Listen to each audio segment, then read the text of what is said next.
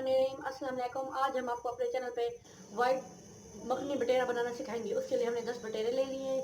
वो हमारा प्याज है जिसका हमने पेस्ट बना लिया है, थूम का पेस्ट बना लिया है। ये हमारी 1 कप क्रीम है नेशनल की, और ये हमारी दही है, ये हमारा धनिया मिर्च और ये अदरक है। अब हम आपको बनाने का तरीका बताएंगे। ऑयल गर्म हो गया है। अब हम इसमें प्याज का पेस्ट डालेंगे और इसको हल्का ब्राउन कर लेंगे अच्छी तरह से, ताकि हमारा मसाला अच्छी तरह से बने। हल्का ब्राउन कर लेंगे। हमारा अच्छी तरह से भून चुका है और ब्राउन हो चुका है। अब हम लहसुन का पेस्ट डालेंगे और इसको 2 से 3 मिनट अच्छी तरह से भून लेंगे।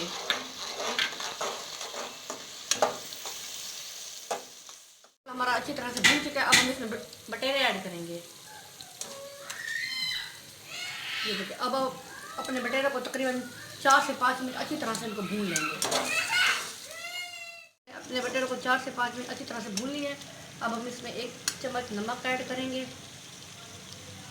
और इसमें 1 चम्मच काली मिर्च का पाउडर ऐड करेंगे और 2 बड़ी इलायची और 3 छोटी इलायची ऐड करेंगे और इसको तकरीबन 2 मिनट अच्छी तरह से भून लेंगे।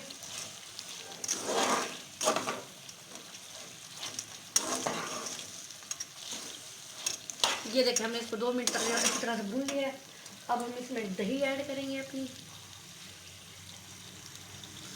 और इसको अच्छी तरह से भून लेंगे ताकि दही का जो पानी है वो ख़त्म हो जाए और दही इसके अंदर मिक्स हो जाए।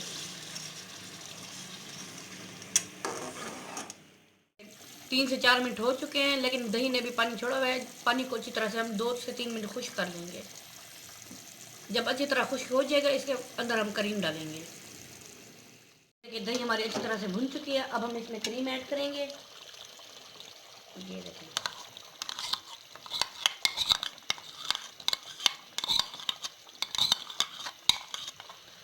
इसको अच्छी तरह से 2 से 3 मिनट नॉर्मल आंच पे भून लेंगे। चम्मच आराम से मारेंगे क्योंकि हमारे जो बटेरे हैं वो पक चुके हैं, गल चुके हैं। ये देखिए, अब हम इसको अच्छी तरह से 3 से 4 मिनट भून लेंगे ताकि हमारा घी निकल आए। अब हम इसके अंदर अदरक भी साथ ऐड कर लेंगे, सब्ज मिर्च भी ऐड कर लेंगे, धनिया भी ऐड कर लेंगे और इसको अच्छी तरह से पकाएंगे जब तक हमारा घी ना निकल आए। चम्मच हम आराम आराम से मारेंगे।